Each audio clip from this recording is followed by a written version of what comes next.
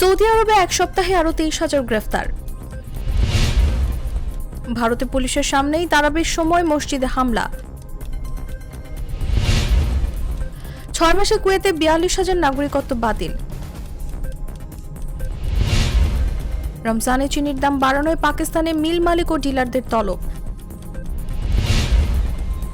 উত্তর Macedonia night ক্লাবে আগুন, নিহত 51।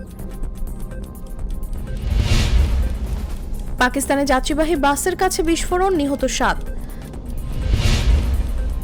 গাজায় ইসরায়েলি হামলায় 3 সাংবাদিক সহ 9 ফিলিস্তিনি নিহত। ভারতে হোলি উৎসবে মদ পান করে মারামারি, নিহত 3। ভয়েস অফ আমেরিকার প্রায় 1,500 কর্মীকে ছুটিতে পাঠানো হয়েছে। মিয়ানমারে জান্তা বাহিনীর বিমান হামলায় নিহত 12।